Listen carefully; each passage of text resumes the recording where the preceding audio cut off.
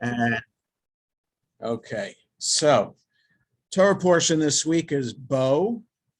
And let me say the blessing for Torah study. Baruch atah Adonai Eloheinu melech haolam shekidshanu b'mitzvotav v'tzivanu la'asok b'divrei Torah. So we continue with the narrative, and for that began in Genesis 1.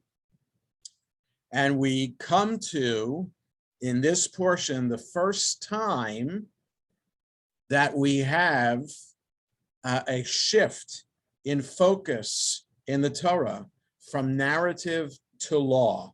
So we'll get there in a little bit. And I don't want to start at the beginning of the portion, but instead I want to start with the plague of darkness, the 9th plague, which is on the bottom of, if you're using the Eitz Chaim, it's on the bottom of 376. Whatever edition of Torah you have, look for the second Aliyah, chapter 10, verse 21. Chapter 10, verse 21, page 376 in the Eitz Chaim, the last line of the page. So it is just the very end of the second Aliyah, and that's what I want to read first and look at. So it's this constant pattern of plague coming, Pharaoh pleading with Moses and Aaron to pray to God to end the plague. Moses and Aaron do. Plague ends, and then Pharaoh changes his mind, or his heart hardens again. Either he hardens it or God hardens it, and then on to the next plague. So here, the plague of darkness, and what was so serious about this plague of darkness that makes it even worse than the other plagues. So verses 21 to 23. Vayomer Adonai el Moshe. God said to Moses, Netei yadcha al hashamayim. Spread out your arm, your hand, your arm. Yad can either be hand or arm in biblical Hebrew. Stretch out your arm to the sky, v'yehi choshech al eretz Mitzrayim, so that there will be darkness over the land of Egypt. Vayamesh choshech, a darkness that you can feel, that you can touch. So now that is the sense of darkness, because the commentary points this out. What's the big deal about darkness? Okay, power goes out in our homes. All right, if the power goes out at night, it's a little frightening, but if we're prepared, we know where the flashlight is, we know where our candles are, so we're able to manage in the darkness. And usually the power goes on in enough time so that, the food in the refrigerator or the freezer is okay. And if it's really cold, the house doesn't get, or the apartment doesn't get too cold, okay, we have our backup systems in place. But it's not, so when the power goes out, it's not a palpable darkness. It is darkness. It is the lack of power, okay? It is not very dark. And if it's in, I don't know, let's say it's in Leisure World, okay, that the power goes out, there are some other lights that through emergency system, lights are on. And, in the old days, before electricity, darkness is not so scary because there are lights in the sky. There's the stars, there's the moon. And if it happens to be full moon, which it almost is, well, no, it's not almost. No, because we're coming up to chapter 12, in which God commands Moses and the people to prepare for the Exodus, which happens on a full moon. So it's unclear when the plague of darkness happens. There are stars in the sky, and there's a moon in the sky that provides some kind of light. So this darkness must include the extinguishing of those lights in the sky and some other kind of palpable sense of darkness that you can feel. And what is that sense of darkness? Let's read the other two verses first. 22, Vayet Moshe et Yado. So Moses stretched out his arm, al hashemayim, onto the heavens. Vayehi choshech afela. And there was a darkness.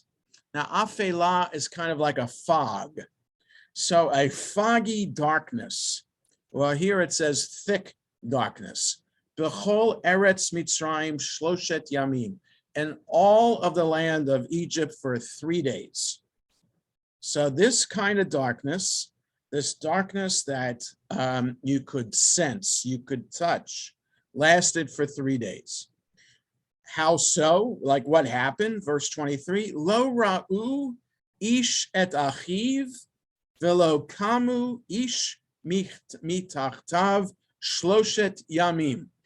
A person could not see their fellow human being, and a person did not get up from their seat for 3 days. It was a total imprisoning kind of darkness. Ulachol b'nei Yisrael haya or b'moshvotam. And all of the children of Israel had light in their dwelling places. So in the land of Goshen, this section of Egypt, there was light there. But all around them, like there was this island of light in Goshen where the Israelites lived, everywhere else it was total pitch black. So now this darkness that you can feel, I mean, this is a new kind of thing.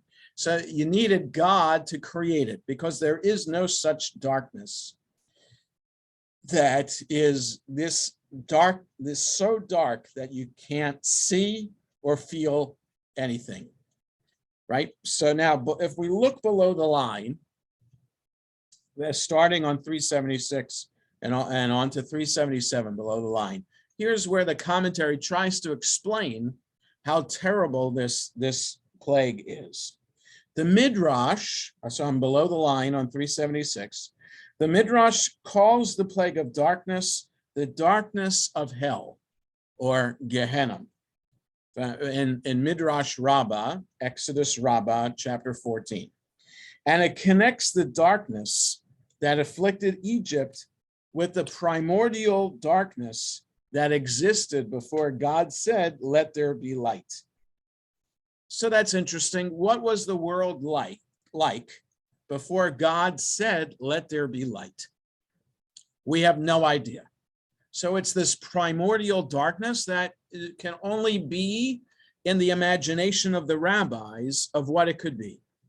So by God saying, "Let there be light," kind of made a new kind of world that had never been there before.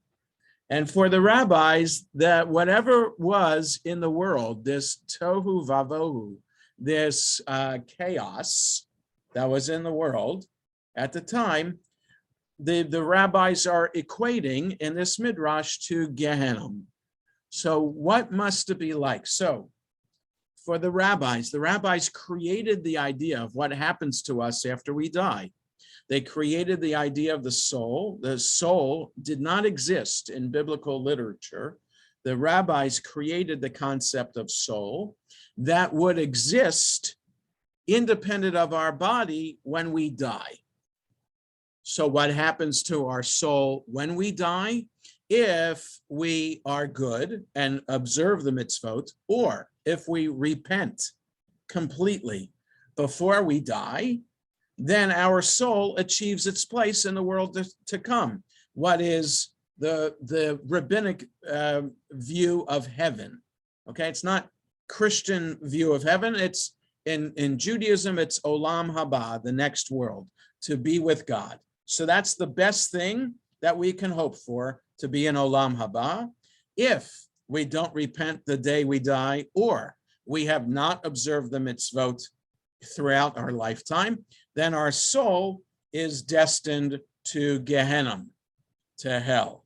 And then it's up to our surviving relatives to recite Kaddish, to take our soul, the soul of the deceased, out of Gehenna, to allow it to get to limbo and then to Olam Haba. Okay, so that's just in a nutshell of what that is. So Gehenna then, in this view, is what the plague of darkness must have been like. Not being able to see your fellow human being, stuck in your place for 3 days, isolated, frightened, without any human contact. We don't know if it could eat. Okay, so the commentary goes on. Just as the light of Shabbat is a foretaste of, now on 377, of the world to come, that is, when we light candles to usher in Shabbat, that's a foretaste of the world to come. The reward that awaits which is the reward that awaits the righteous.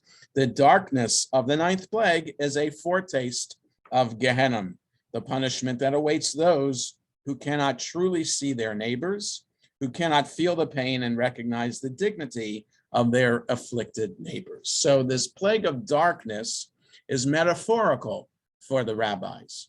It is the evil person, the person who decides to be selfish, narcissistic, not have any concern for others in the community, only concerned for themselves. That is living a plague of darkness. That's what the rabbis are saying, and we sense the light, the opposite of this plague, when we are part of the community, when we observe the commandments, when we light candles on Shabbat, to give a sense of what Olam Haba, this world to come, is like. Okay, now it goes on, the commentary does with number 23 here, to extend the explanation of what this plague of darkness must have been like. During all the other plagues, the average Egyptian could do nothing to end them.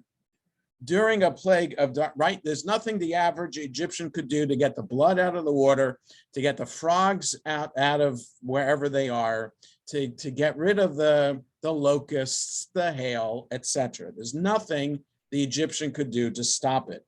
But during a plague of darkness, however, could Egyptians not light candles, which is what I spoke about before, right? It seemed like an easy cure to the plague of darkness, to be able to light candles.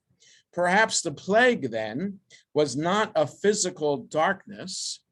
Wait a second, JM just wrote a question. Yes, okay, so Jan, what you're saying in the chat here, right, is what, so let's read below the line here. Let me read, which will add to what you're saying in the chat too, about how we can understand metaphorically or homiletically what this plague of darkness is. So yes, so the dark side, it could be evil, or it could be lack of knowledge, or the right kind of knowledge, right? So yes, and it could be good and evil, right? So let's read, let me continue here below the line. Perhaps the plague was not a physical darkness, the commentary says, a sandstorm or a solar eclipse, right?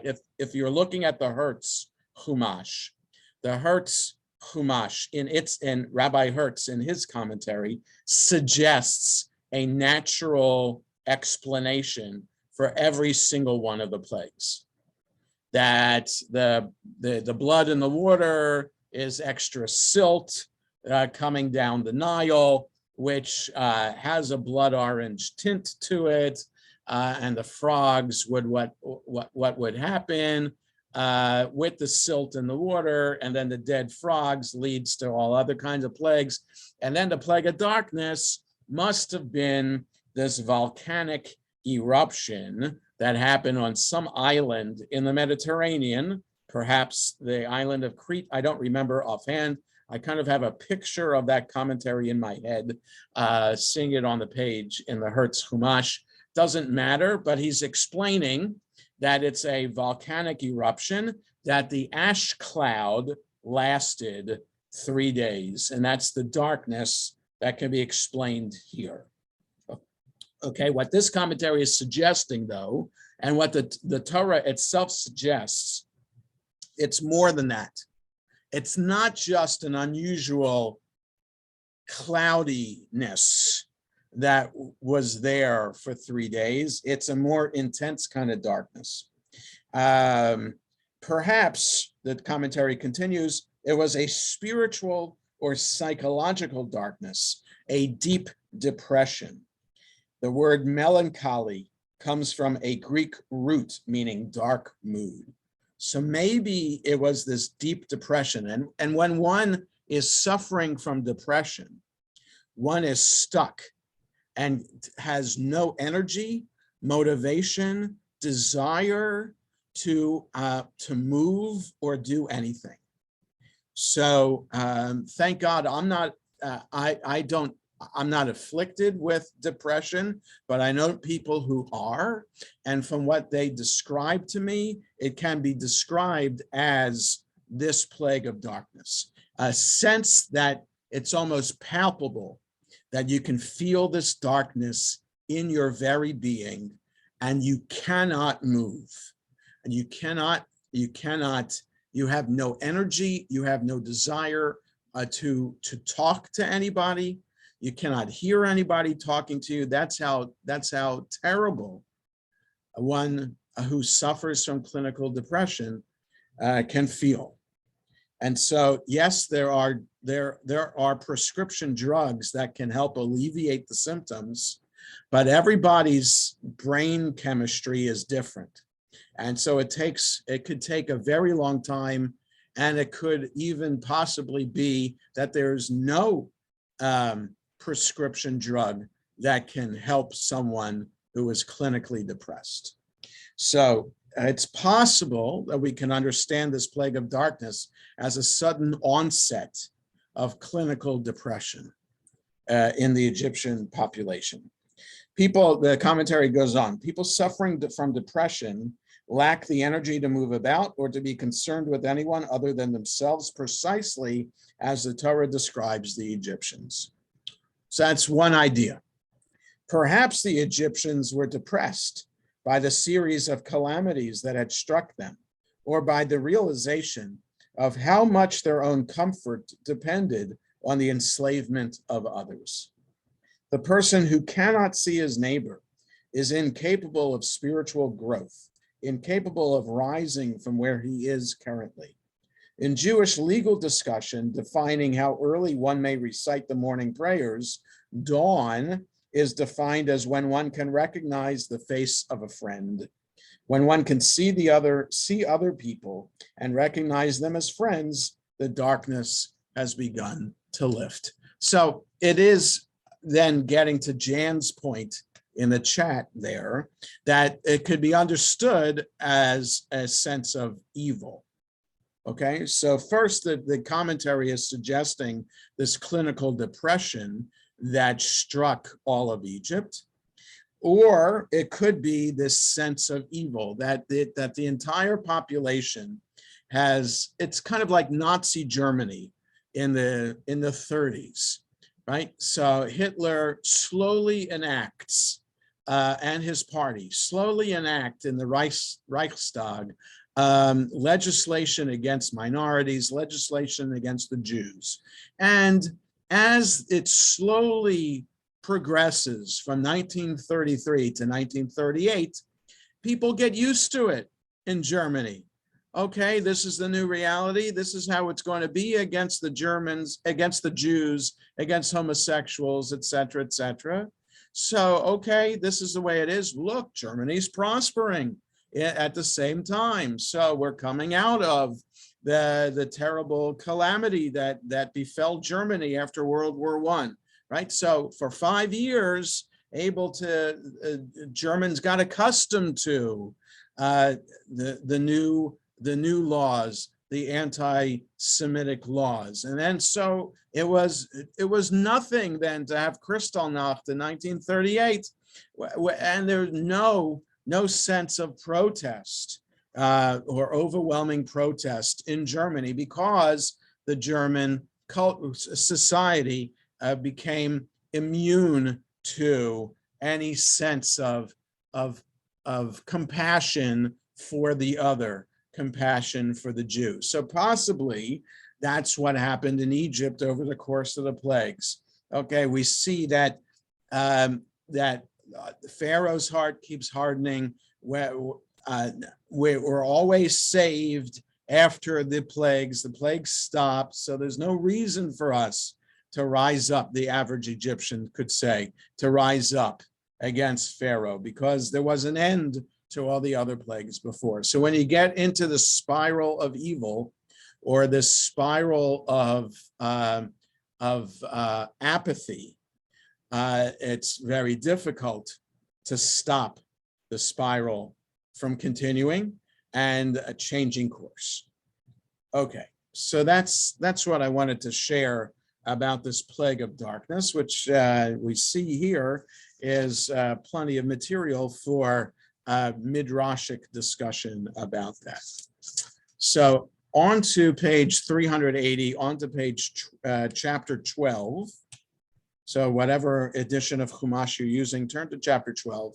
And here we're going to see a dramatic change just in terms of what is being presented and how it's being presented. We have narrative, constant narrative until this point. Even when there was a law presented, like God commanding Abraham to circumcise himself, and from then on, all boys 8 days old, it's part of the narrative of how the material is presented. So yes, there is law presented in Genesis, be fruitful and multiply, or circumcise male children, but it's in the context of narrative. Here, yes, it seems to be in the context of narrative, but it is 20 sentences about law, completely, of what the Israelites are supposed to do. And this is a foreshadowing of chapter 20, which is the 10 Commandments, and then chapter 21 through the end of Exodus, with a little break for the golden calf. But from chapter 21 till the end of Exodus, we have law or instruction of how to build the sanctuary and the vestments. So a total change in what the Torah is. So which led, and it's not in the commentary here, it led, because there's a famous discussion among the rabbis, where should the Torah begin? Do we need the entire book of Genesis? Do we need the first 11 chapters of Exodus? If the Torah is all about how to be a Jew, and the laws and practices that are described here in what it means to be a nation, a Jewish nation, both for civil law and religious law, then what do we need Genesis for in the first 11 chapters, right? So there are those rabbis who say the Torah should really begin right here with chapter 12, because this is the first time God is extensively talking to Moses and Aaron and the entire children of Israel about a practice that they're supposed to do. Slaughter the lamb, put the blood on the doorpost, and for all time, have it as a reminder of the holiday of Matzot. Okay, so this is the first law. So for many rabbis, in the time of the rabbis, 1800 years ago, they said the Torah should really start here. But of course, the Torah doesn't. And so the answer to that question is we need the entire book of Genesis and the first 11 chapters to give the context for who we are as a Jewish people, and that's number one, to give us the context, who we are, that there's a history to us, and also the right to the land of Israel, right? It wasn't just out of, if we started in chapter 12, where did the land of Israel come from? We're in Egypt. So we need to have a connection to the land of Israel too. But doesn't every people start with a creation story? Yes, Jan, the many societies around the world have some kind of creation myth. Absolutely. I'm just saying that it was a theoretical discussion. It was an academic discussion by the rabbis in the Rabbinical Academy. They knew the Torah started. They included Genesis and the first 11 chapters in the Torah, but they just had this discussion. What is Torah all about? Is Torah just law, or is Torah more than that? And clearly, Torah is more than just law. Okay, so let's take a look a little bit at chapter 12, some of the verses here, just to see how different it is from what we've read all the way to this point. Vayomer Adonai el Moshe ve'el Aharon. God spoke to Moses and Aaron, Be'eretz Mitzrayim lemor. So usually it's Vayidaber. Like for the rest of the Torah, it's Vayidaber Adonai el Moshe, or very few times el Moshe ve'el Aharon. So usually Vayidaber. Here it's Vayomer. So can you make a distinction? Like the commentary doesn't even point it out. There is a difference grammatically, semantically between Vayomer and Vayidaber. But what is the upshot of the difference between a Vayomer and a Vayidaber? I'm not really sure. It's essentially the same thing, but I'm sure there is some other commentary elsewhere that speaks to why it says Vayomer and not Vayidaber. So God says to Moses and Aaron, Be'eretz Mitzrayim lemor, in the land of Egypt, saying, HaChodesh hazeh lachem, this month for you, Rosh Chodashim, should be the beginning of the months. That is, should be the new year. Okay, so this leads to a discussion, an extensive discussion by the rabbis in the Mishnah and in other rabbinic literature. When is the Jewish New Year? Does the Jewish year begin here in this month that's being described now, which ends up being called the month of Nisan? Here it's Chodesh HaAviv, the month, the springtime month, because spring in modern Hebrew, the season, spring, is called Aviv. Here, it's related to the crops as they grow. We saw earlier in last week's portion the damage that the hail did to the crops, and the crops there are called Aviv.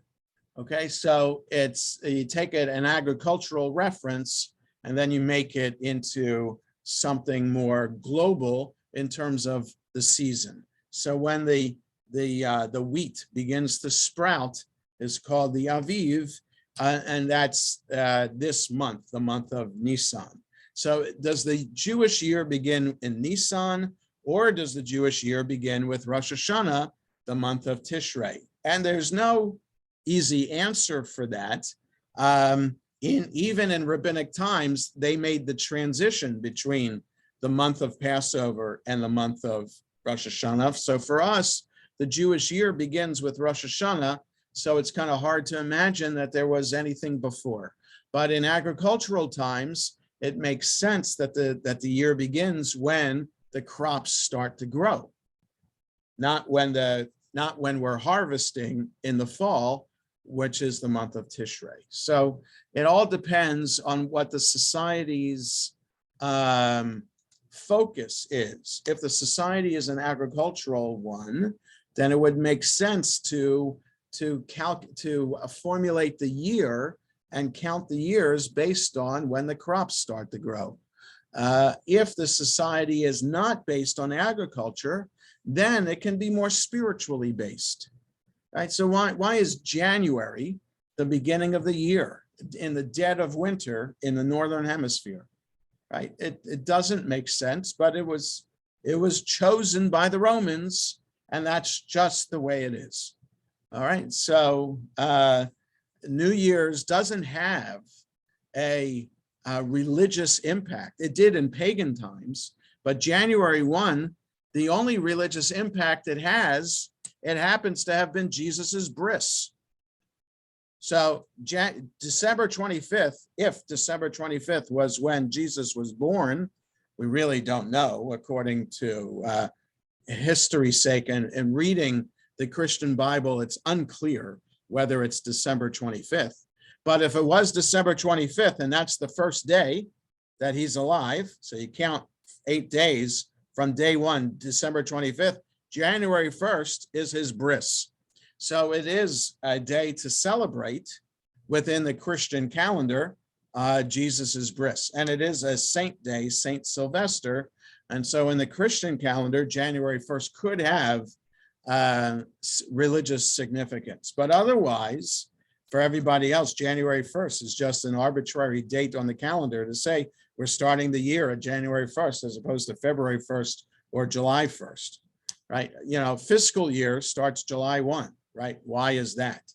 Okay. HaChodesh Hazeh, Chodesh can also mean the moon. Chodesh is also another word for the moon, which gets to the idea that a month is based on the lunar cycle, right? So we have, it takes 29 and a half days for the moon to orbit the earth and for the moon to go through its cycle of waxing and waning, that is getting big and getting small again. So what that we know that it's 29 and a half days, and that's what a month is based on. So this month is this lunar month, is the first of the months. Verse 3, Dabru el kol adat Yisrael, speak to the entire congregation of Israel, the whole community of Israel, the first time that the people of Israel, that the children of Israel are called a community. Okay, this this term hasn't been used before. So speak to the community of Israel, Lamor, saying, Be'asur lachodesh hazeh, on the 10th day of this month, v'ikhu lahem, speak to them on the 10th day of the month, that they should take ish se lebeit avot, se labayit. Each one should take for their household, for their home, a lamb. Ve'im yimat habayit mi'iyot miseh, verse 4, and if a house isn't able to have its a lamb, v'lakachu ushecheno hakarov el beito b'michsat nefashot, and there let him share one with a neighbor who dwells nearby, b'michsat nefashot, in proportion to the number of persons, ish lefi ochlo tachosu al haseh. You shall contribute for the lamb according to what each household will eat. Now, lambs can be expensive. Not everybody can was able to own animals at that time in this agricultural society. And so lambs, we know the Chad Gadya song at the end of the Seder, where they bought the baby goat for 2 zuzim. How much are 2 zuzim worth? Well, in context, a bride's price is 200 zuzim. So to get married, it would be 200 zuzim. A baby goat is only 2 zuzim. So there you can have kind of a sense of how much a goat is worth. But there could be some people who couldn't even afford 2 zuzim. So if you can, then if you can't afford the lamb, then you can share with other households, kind of have a co-op lamb, and then you all share in the lamb afterwards. Okay. So set tamim zachar ben shana yelachem. The lamb should be without blemish. Tamim, pure, without blemish. It should be male, a yearling male. Min hakevasim umin haizim tikachu. You can take it from the sheep or from the goats. So this lamb, which usually is applied to sheep, and a kid is applied to goats, it's a baby goat or a baby sheep that can be used for this law. Okay, so now I just wanted to kind of spend a couple moments here, and we'll end with this. And feel free to ask questions on the chat or unmute yourselves. But this we have a shift in the language here, the literary style in the Torah to law. And here, when we make this shift, the rabbis make a shift also. What I mean by this is, when rabbis interpret the Torah, everything up to through chapter 11, the interpretation was called agadah. That's the Hebrew word. It means legend, stories, folklore. So it's not to say that it's less important, but the focus of the interpretation is to try to derive ethical or moral teachings from the verses. Come up with a story.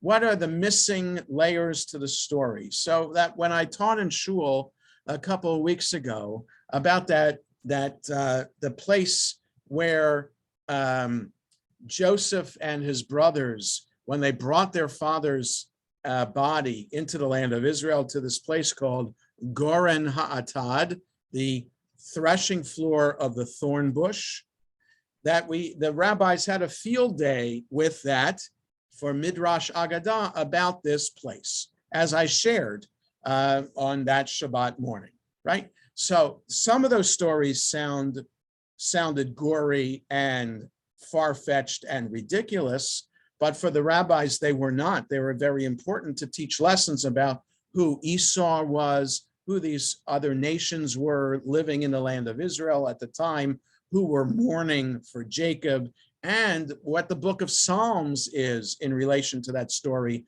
as a foreshadow also for an answer to prophecy that happened in the Torah. So all of this is this kind of midrash is important for the rabbis to teach us of the impact, the lessons that are not apparent in the verses of the Torah themselves, okay?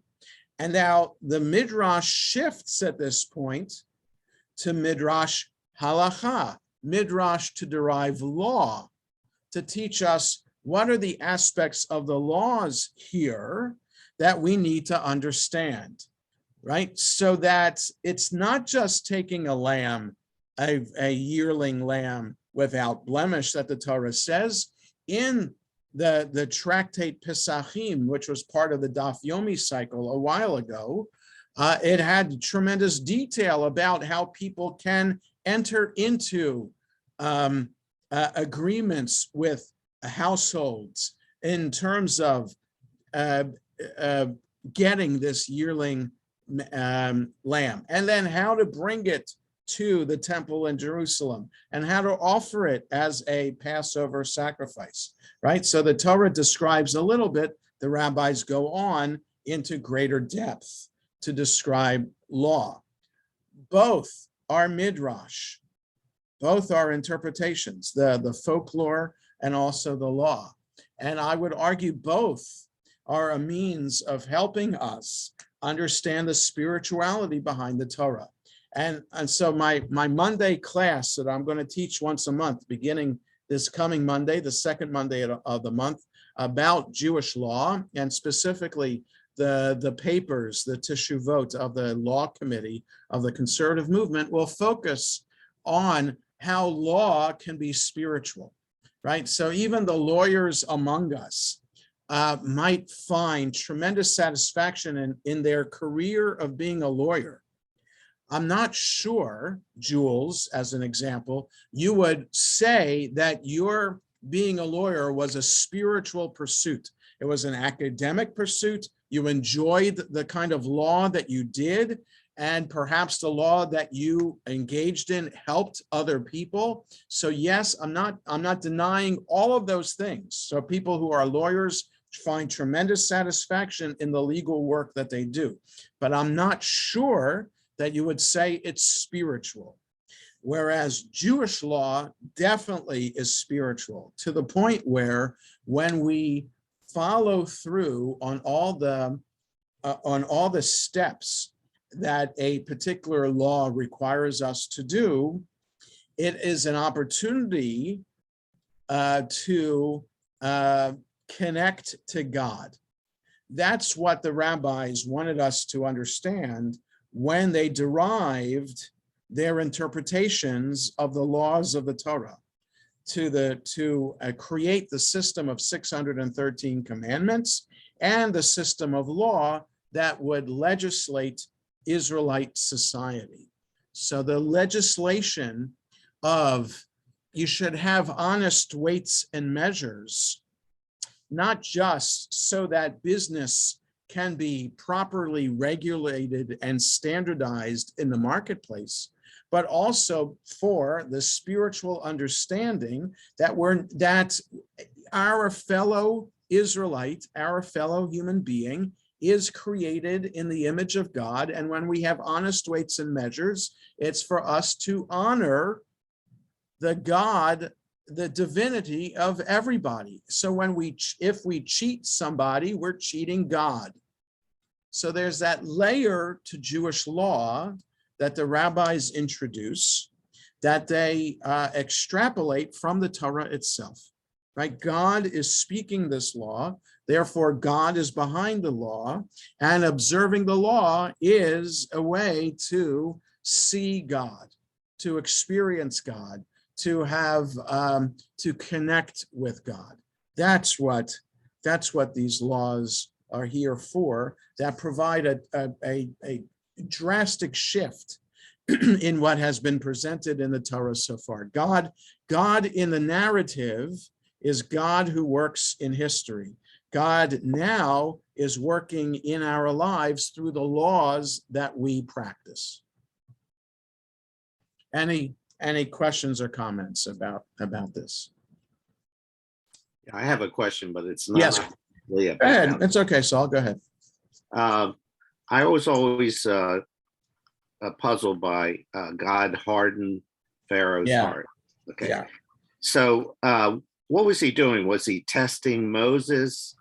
And also later on, after Moses got the Torah, and he supposedly read it every day, what did he think when he saw?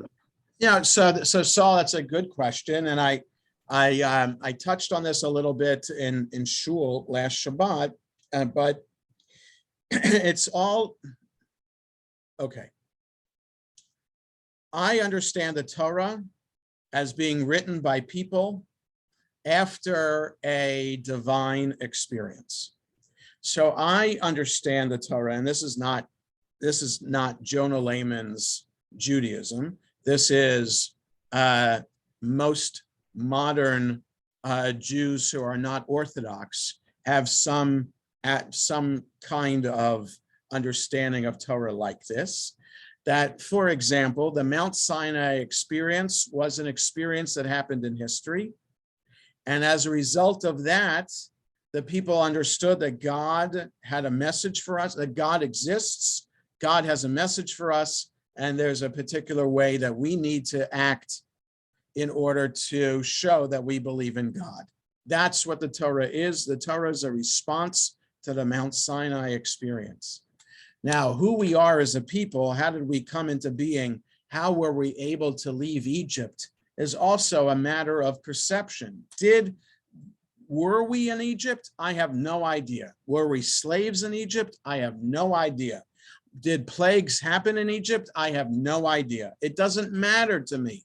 It doesn't matter to me if an archaeologist, a historian can prove beyond a shadow of a doubt that the plagues happen. It's not going to make me a better Jew. It doesn't matter.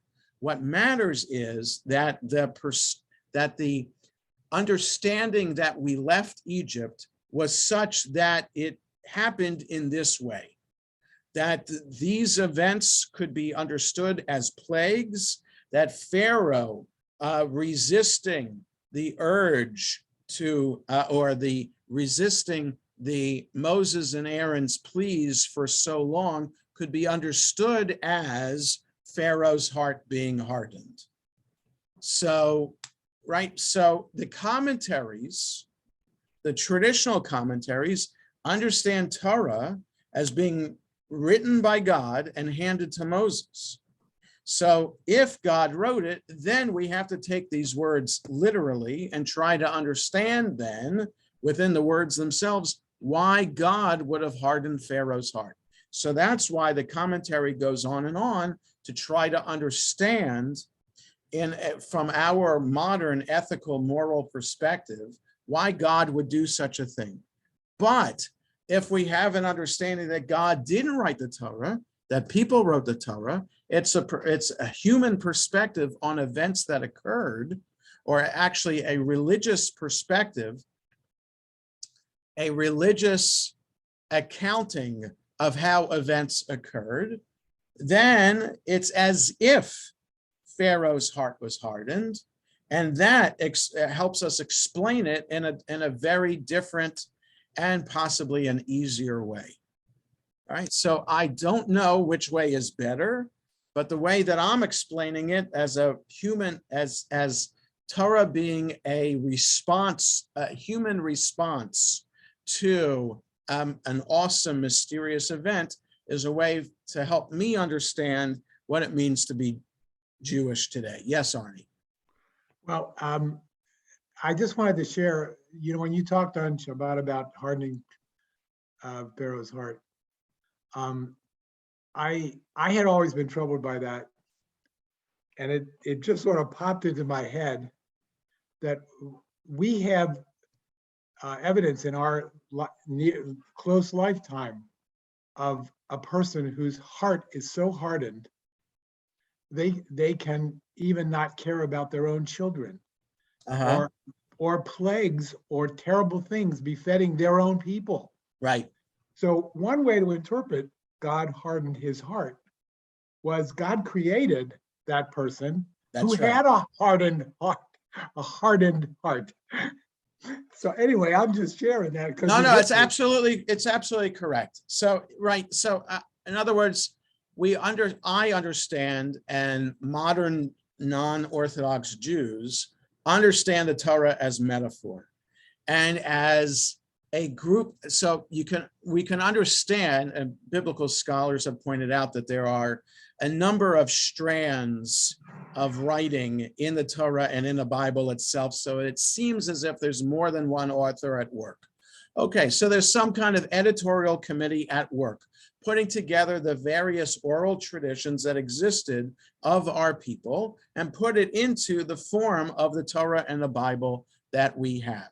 Okay, and so, and absolutely these stories then can apply to our day and age. And of course, COVID-19 being the plague of the day, how do we respond to what? Well, first of all, seeing it as a plague says a lot about ourselves, right? Do we see COVID-19 as a sign from God? What does that say about our religious perspective if we view COVID as a sign from God? Or do we see it as how we are supposed to partner with the divine imperative that is in us and around us in order to overcome challenges like the plague or like cancer to perfect the world, right? It's all a matter of how we perceive things around us. Do we see them as acts of God? Do we see them as our own creation? Do we see them as a combination of the two? How do we see the work that we do in responding to crises that happen in our lives, right? So it's yes. Maybe Go ahead. I wasn't clear enough. Maybe I was referring to Trump. Okay, that I understand. I was God avoiding that. created a person with such a hard heart. So Okay. I now understand how Pharaoh could have been such created. That's why I'm saying. Okay, so again, our politics is a matter of our perception as well, right?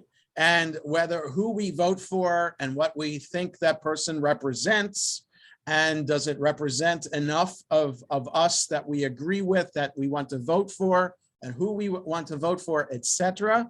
Right? So yes, we could see people in the world today as related to the figures in the Bible themselves. Yeah, and if that helps us understand but helps us make us better people in the process of how to respond to these people today, then yes, that's what we're supposed to do. So I just don't want to go there, Arnie, Okay. and the Trump politics, but yes, we get it. So yes. So so Saul, that was a long answer to your how we understand the hardening of the heart, but that's it gets to really how we understand the Torah itself and the Bible itself in terms of did God write it or did people write it? And that is a major a point of departure that will determine how we understand the Torah itself. Okay, so let's stop here for today. I hope everybody has a good rest of the day. Stay safe and healthy, please. And have a good rest of the week. Yasha Kov, Jonah. Ruchim to Thank you. you. Thank Take you. care.